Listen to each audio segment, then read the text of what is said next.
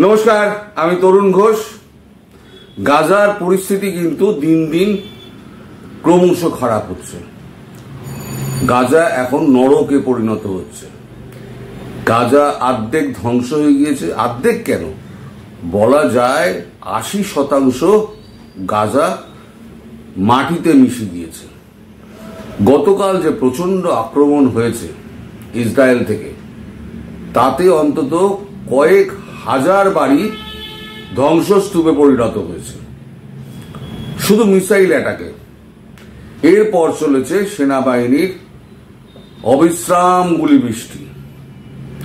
যারা ধ্বংসস্তূপ থেকে বেরিয়েছিল প্রাণে বেঁচে যাওয়ার জন্য দৌড়চ্ছিল, তারা একে একে মারা পড়ে নৃশংস গুলির মুখে। এইভাবে যে নৃশংস পাশবিক যে একটা অত্যাচার গাজার উপরে চালানো হচ্ছে, এটা মানবিক দৃষ্টিকোণ থেকে কোনোভাবেই সমর্থনযোগ্য নয়। যদিও এই যুদ্ধটা শুরু করেছিল কিন্তু হামাস 7ই অক্টোবর আবাবিল পাখি হয়ে সেই যে যুদ্ধ শুরু করলো বন্দি টন্দি করে নিয়ে গিয়ে, তারপর থেকে কিন্তু ইসরায়েল কিন্তু আর থেমে থাকেনি। অনেকবার হুঁশিয়ারি দিয়েছে আমাদের বন্দীদের ছেড়ে দাও, কিন্তু হামাস কিন্তু শেষ পর্যন্ত দমেনি।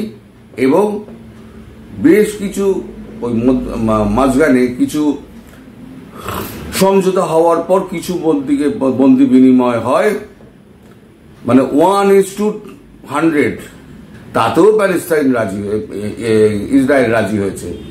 ইসরায়েল কিন্তু অনেক প্যালেস্টাইনকে ছেড়ে দিয়েছে তাদেরকে বন্দি বিনিময়ের জন্য, এবং যুদ্ধবিরতিও করেছে। তারপরও যখন হামাস বাকি বন্দীদের ছাড়তে চায়নি, তখন একেবারে চূড়ান্ত আক্রমণ শুরু করে দিয়েছে ইসরায়েল। এখন ইসরায়েলের এই ধ্বংসাত্মক আক্রমণের নিচে একদম সাধারণ মানুষ কিন্তু নিষ্পেষিত হচ্ছে। আজকে খবরটা মানে আমাদের কাগজে বেরিয়েছে, গাজা থেকে যা জানানো হয়েছে এএফপি, তাতে কিন্তু অত্যন্ত করুণ একটা চিত্র ফুটে এসছে। কাগজে লেখা হয়েছে মানুষগুলোকে যেন টুকরো টুকরো করে ছিঁড়ছে কেউ। ওখানে ডিটেইলে লিখছে, এই যে আমার হাতে কাগজটা আজকের, গাজা 9 এপ্রিল, জায়গাটা ঠাসাঠাসি করে প্রচুর তাঁবু, আর সেই তাঁবু ভর্তি ঘরছাড়া মানুষ। কিছু ঘরবাড়িও ছিল। একের পর এক ইসরায়েলি ক্ষেপণাস্ত্র আছড়ে পড়ার পরে সেগুলো আর বাড়ি বলে চেনা যাচ্ছে না। আর মানুষগুলো গাজা সিটির সুকাইয়া এলাকায় যুবক আয়ুব সেলিম বলে, মৃতদেহগুলোকে কেউ যেন টুকরো টুকরো করে ছিঁড়ে ফেলেছে। চতুর্দিকে ছড়িয়ে ছিটকে রয়েছে শার্পনেল, ধুলোর স্তর ভেদ করে শুধু আর্তনাদ ভেসে আসছে। গাজা সিটির উত্তরাংশে এই সুজাইয়া এলাকায় ইসরায়েলি হামলায় অন্তত 29 জন প্যালেস্টাইনি নিহত হয়েছেন বলে খবর। মারা গিয়েছেন মহিলা, শিশু, এরা সবাই। গাজা সরকারের তথ্য দপ্তরের প্রধান জানিয়েছেন, 2023 অক্টোবরে যুদ্ধ শুরুর পর থেকে সেখানে নিহতের সংখ্যা এখনো 61,709। আহত 1,15,000-এর বেশি। সম্ভাব্য নিহতদের মধ্যে 76% দেহ উদ্ধার করা হয়েছে। 14,000-এরও বেশি নিখোঁজ, যারা ধ্বংসস্তূপের নিচে বা দুর্গম এলাকায় আটকে রয়েছেন বলে আশঙ্কা করা হচ্ছে। এক সাংবাদিক বলেছিলেন, হাজার হাজার বসতবাড়ি যেন এখন কবরে পরিণত হয়েছে। শুধু সুজাইয়া নয়, ডক্টরস উইদাউট বর্ডার্স জানাচ্ছে, দক্ষিণ গাজার আল মাওয়াসিতে তথাকথিত নিরাপদ এলাকায় তাদের ক্লিনিকের গা ঘেঁষে চলছে ইসরায়েলি হামলা। খান ইউনুসের পশ্চিম তীরে এই হামলায় একটি ছোট্ট মেয়ে সহ 3 শিশুর মৃত্যু হয়েছে। ইসরায়েল অবশ্য যথার্থ জানিয়েছে, সদর্পে জানিয়েছে, গত 24 ঘন্টায় গাজা জুড়ে 45টি নিশানায় হামলা চালিয়েছে তাদের বিমান। গাজা সিটির সুজাইয়া এলাকায় হামলার লক্ষ্য ছিলেন হামাসের এক শীর্ষস্থানীয় নেতা। ওই অঞ্চলে ঘাঁটি গেড়েছিলেন তিনি জঙ্গি হামলার পরিকল্পনা করছেন বলে ইসরায়েলের দাবি। হামলার পরে সাধারণ মানুষের রক্তস্রোত বইল ওই হামাস নেতার পরিচয় বা তার তিনি বেঁচে আছেন কিনা সে বিষয়ে ভেঙে বলেনি ইসরায়েল। তবে জানিয়েছে সশস্ত্র গোষ্ঠী লায়ন্স ডেড এদের সদস্য মেহমুদ বানাকে পশ্চিম ভূখণ্ডে গ্রেপ্তার করা হয়েছে। ধরা পড়েছে খলিল হালমানি নামে এক অস্ত্র ব্যবসায়ী। দুজনেই জঙ্গি কার্যকলাপে ছক্কর ছিলেন বলে ইসরায়েলের দাবি। যুদ্ধে ইসরায়েলে বেগ দিচ্ছে যে লেবাননের সশস্ত্র গোষ্ঠী হিজবুল্লাহ। এক নেতা জানিয়েছেন ইসরায়েলি সেনা দক্ষিণ লেবানন থেকে সরলে তারা নিরস্ত্রীকরণ এবং প্রেসিডেন্টের সঙ্গে আলোচনায় বসবেন।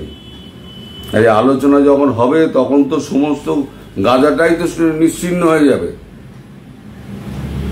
আসল নেতাকে তো ধরা যাচ্ছে না, অন্য কোনো বিকল্প পথ ছিল না। যুদ্ধ কখনো শেষ অস্ত্র হতে পারে না, শেষ বিকল্প হতে পারে না। যুদ্ধ অনেক ক্ষয়ক্ষতি ডেকে আনে। এখন এই প্যালেস্টাইনের পাশে কিন্তু কেউ নেই, সবাই কিন্তু বিপ্লব দেখাচ্ছে। ঘরে বসে সব টুইটারে ফেসবুকে সব বিপ্লব হচ্ছে।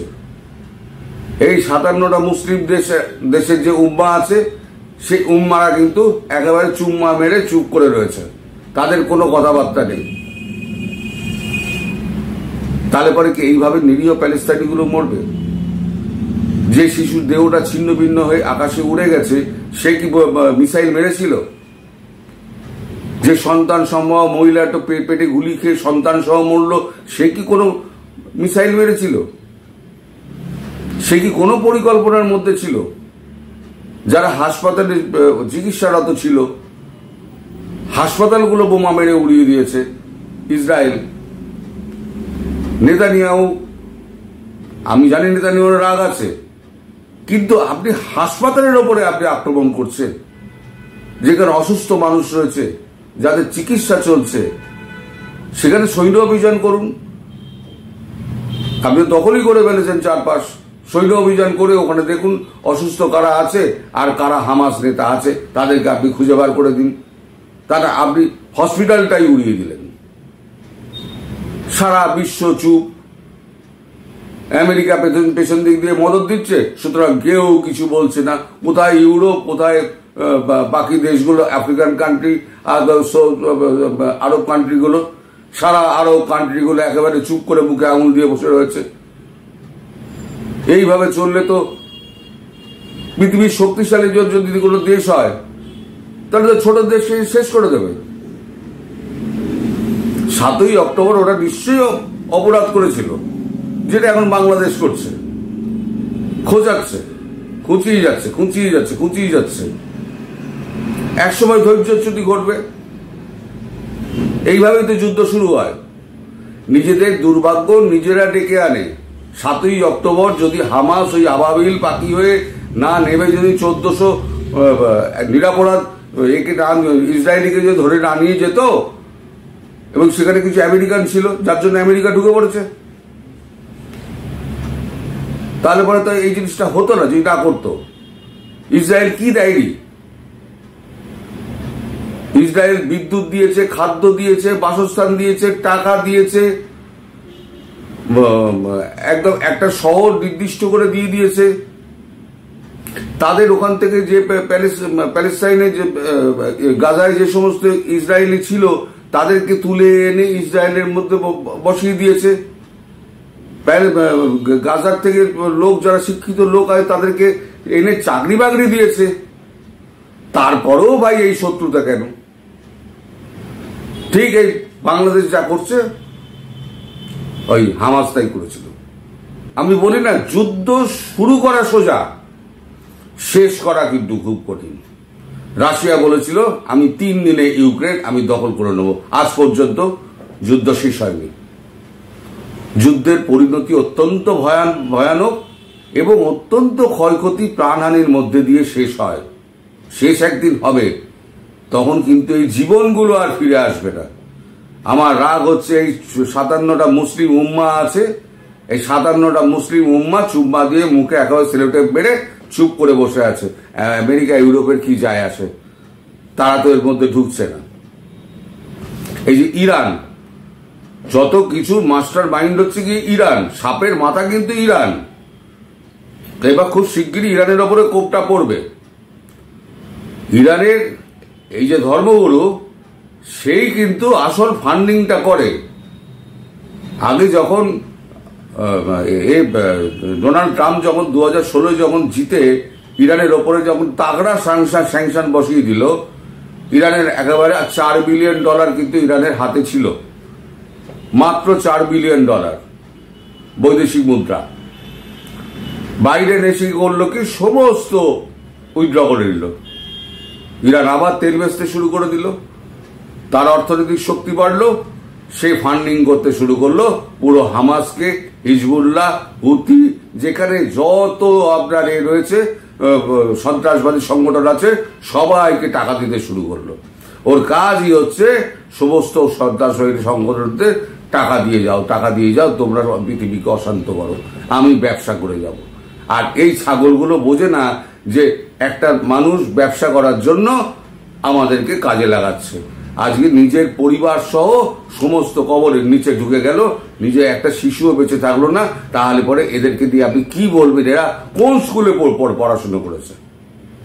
আমার সত্যি দুঃখ হয় এই সমস্ত মূর্খ মানুষদের দেখে। এদের দেখে বাংলাদেশ শেখো যে এই যে কাঠিবাজি করার কিন্তু একটা ফল আছে, প্রত্যেকটা অ্যাকশনে রিয়াকশন আছে, কিন্তু হবে কিন্তু। সুতরাং সাবধান হন, আপনারা যারা বুদ্ধিমান তারা সাবধান হন। সাবধানতার থেকে বড় কিছু আর কি নেই। আমি আর কিছু বলবো না। সবাই ভালো থাকবেন, সুস্থ থাকবেন এবং সাবধানে থাকবেন। নমস্কার।